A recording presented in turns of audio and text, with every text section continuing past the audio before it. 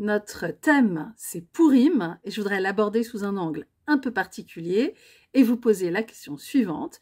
Quelle est la fête la plus importante du judaïsme? Est-ce que cette fête-là, ce ne serait pas justement la fête de Pourim? Si vous ne deviez garder qu'une seule chose du judaïsme, garderiez-vous Pourim?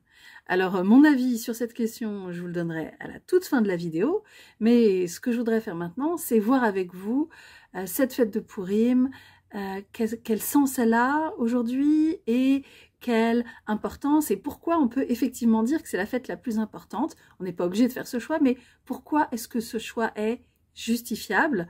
Et donc, c'est cet angle que je voudrais aborder avec vous. On pourrait faire un raccourci qui nous mènerait de l'histoire de Pourim à l'actualité et à l'actualité juive au fil de l'histoire, et on dirait que Pourim c'est vraiment une fête très très juive, en allant directement, désolé pour ça, mais au point Godwin, en disant on raconte à Pourim que Haman a réussi à convaincre l'empereur de Perse de détruire tous les juifs, et donc il y a une grande peur de l'antisémitisme à ce moment-là, d'une part, et puis d'un autre côté, il y a la deuxième partie de l'histoire de Pourim où ce dessein échoue et où il y a la joie d'avoir survécu. Donc, rapport immédiat, extrêmement saisissant, et c'est ce rapport-là que tout le monde attend en général, c'est ce rapport-là qui rapporte le plus de vues sur tous les réseaux sociaux et le plus d'intensité émotionnelle. Donc on pourrait aller dans cette direction, mais je ne conseille pas forcément de prendre ce raccourci. Une autre raison que je trouve extrêmement puissante d'aimer Pourim et de se rattacher à Pourim, et de considérer que la fête de Pourim représente l'identité juive, eh bien, c'est le fait qu'elle contient énormément d'autodérision. Et le fait d'avoir du recul, le fait de pouvoir rire de nos situations compliquées en tant que peuple, à travers l'histoire ou en tant qu'individu, c'est quelque chose qui est très très juif, peut-être pas spécifiquement, hein, tout le monde a le droit d'avoir du recul et de la dérision, mais en tout cas c'est quelque chose qui compte beaucoup dans le judaïsme.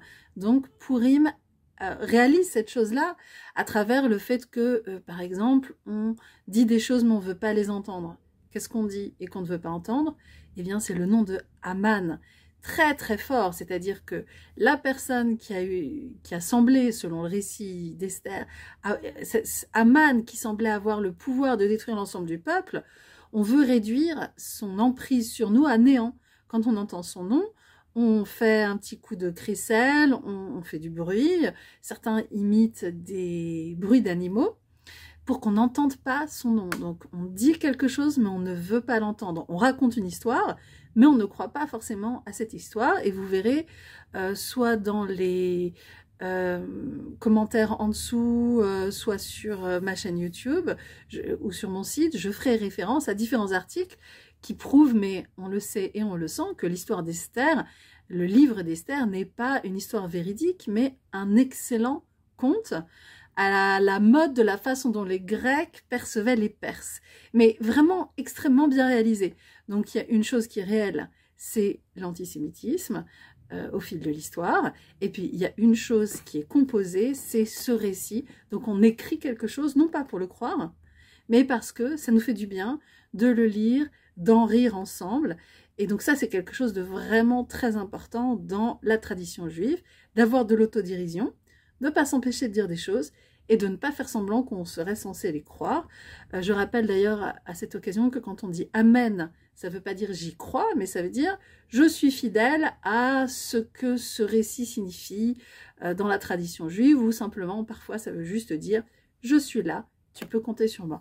Donc c'est cette deuxième raison, c'est ce recul, c'est cet humour, et de façon très concrète, ça se traduit par, alors d'une part, un commandement, qui est de faire un festin pour se réjouir et pour se lester un petit peu l'estomac quand on doit faire face à des choses difficiles. Le fait d'avoir bien mangé, ça ancre, ça c'est, on le sait dans le judaïsme, et donc un michté, donc de faire ce michté, et ça c'est une tradition. Et puis du côté de l'autodérision, il y a donc le michté c'est un commandement, du côté des traditions, il y a le fait de se déguiser à Pourim, le fait de boire un petit peu de telle sorte qu'on a l'esprit un peu embrouillé, qu'on arrête de croire qu'on a raison et qu'il n'y a qu'une seule vérité, de voir les choses avec un petit peu plus de recul. Donc ça, c'est des traditions de Purim qui se rattachent à l'esprit de dérision du judaïsme.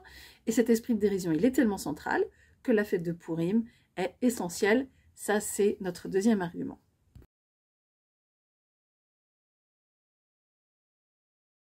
Un troisième élément qui fait de Purim une fête essentielle et très typique du judaïsme, c'est qu'on mange, mais pas que. On doit aussi partager, donc on se fait du bien à soi, on fait du bien aux autres, et on donne l'ensemble de ces actes, on l'attribue pour nourrir une tradition de bien qui dépasse les générations. Donc, on doit soi-même manger, ça c'est le michté, on vient d'en parler, mais on doit aussi faire deux autres choses. On doit nourrir ses amis, ça s'appelle Mishloach Manot, envoyer des petits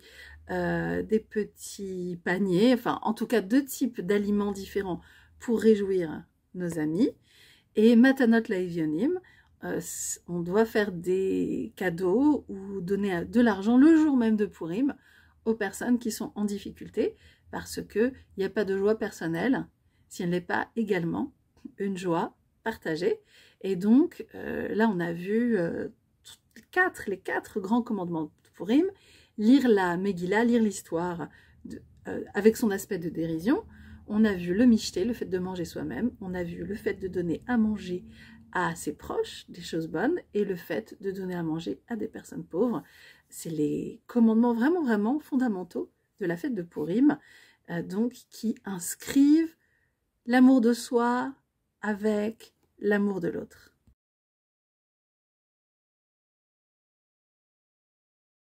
Alors vous avez noté que j'ai parlé ici des quatre grandes pratiques centrales de Purim, Michté, le festin, Mikra Megillah, la lecture de l'histoire d'Esther, le Mishloach Manot, l'envoi de mets à des amis, et le Matanot Laevionim, le fait de faire des dons aux pauvres.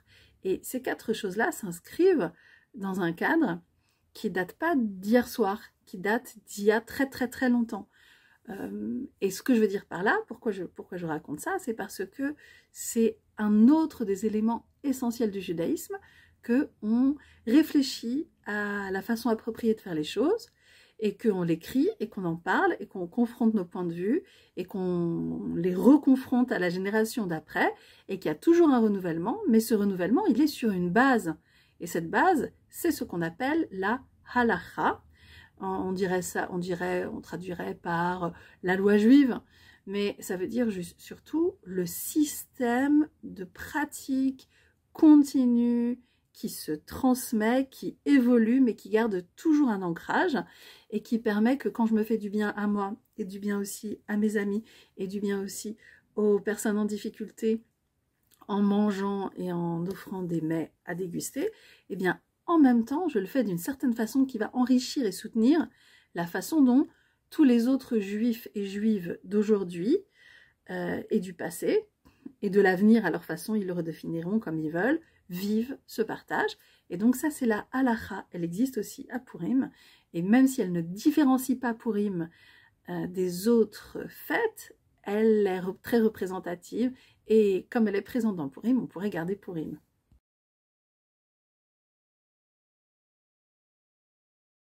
Je voudrais citer trois autres éléments qui rapprochent Purim des autres fêtes juives. D'une part, c'est le fait qu'à travers cette fête, on crée des liens, de l'autodérision, de la force, de la puissance qui nous prépare à de la cohésion et à de la liberté de penser et à de la discipline d'action quand on a décidé les choses tous en même temps, qui nous permet d'agir dans les situations compliquées. Donc, en faisant Purim, on se prépare au pire, et ça reflète la situation aussi des sages de la Mishnah au IIe siècle, qui ont fondé le judaïsme rabbinique. Mais voilà, il y a cette dimension-là, ça c'est un. D'autre part, il y a des aspects féministes inespérés, et ça c'est le cas dans beaucoup de fêtes, même si c'est pas toujours souligné autant que ça devrait. Donc dans Purim, on signale Vashti, qui est la première reine réfractaire qui s'oppose au roi, et puis Esther qui va prendre le pouvoir sur l'ensemble de la Perse. Tout ça est purement mythologique, hein, je le rappelle, mais le fait d'avoir des personnages féminins aussi hauts en couleur, par exemple, est typique du judaïsme, où il y a des aspects féministes cachés, et puis souvent, et puis la dernière chose, c'est qu'il y a des aspects incompréhensibles par les personnes qui sont ignorantes du judaïsme. Donc le livre d'Esther est tellement incompréhensible que quand il a été repris par la Bible catholique, le personnage de Esther a été modifié et elle s'est mise à prier, par exemple. Et donc ça, c'est très typique. Le judaïsme est transformé à la sauce de ce qu'on peut en comprendre quand on n'est pas juif, très souvent. Donc voilà, si vous lisez le livre d'Esther, si vous le lisez la version juive, il n'y aura pas les prières de la reine Esther, mais dans la version qui a été reprise dans le monde catholique, si. Donc ce qu'on fait dans le judaïsme, c'est souvent incompréhensible quand on n'a pas le contexte et qu'on ne veut pas faire un pas de côté.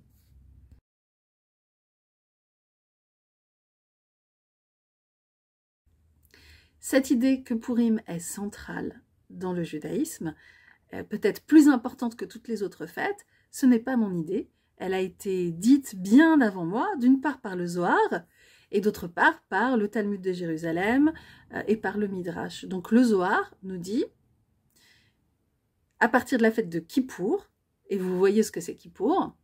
Kippour, c'est cette fête où on s'habille en blanc, on jeûne pendant 25 heures, on remet en cause tous nos comportements, on va à la synagogue, même quand on n'a pas l'habitude, souvent on appelle ça, ce phénomène est important, on appelle ça les juifs et juives de Kippour, des personnes qui viennent à la synagogue uniquement pour Kippour, donc fête extrêmement puissante, charismatique, solennelle, eh bien elle serait comme Purim.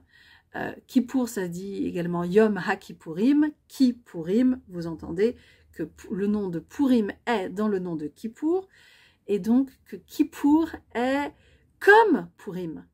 Donc si, moi je vais plus loin encore, je dis si Kippour est comme Purim, c'est que la fête importante c'est Purim, puisque c'est le centre de la comparaison. Vous prenez Kippour, vous savez pas trop ce que c'est facile, c'est comme Purim.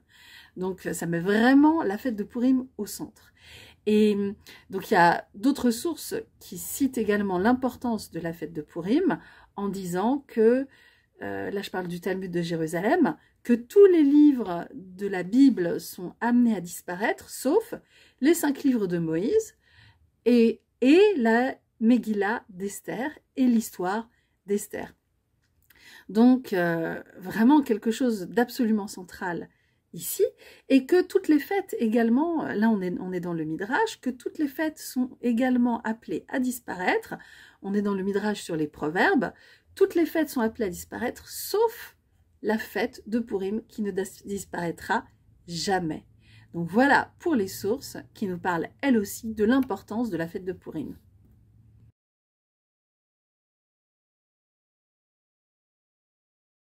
Nous avons vu de nombreux aspects de la fête de Purim et réfléchi à la question de son importance, et je voudrais partager maintenant mon avis avec vous.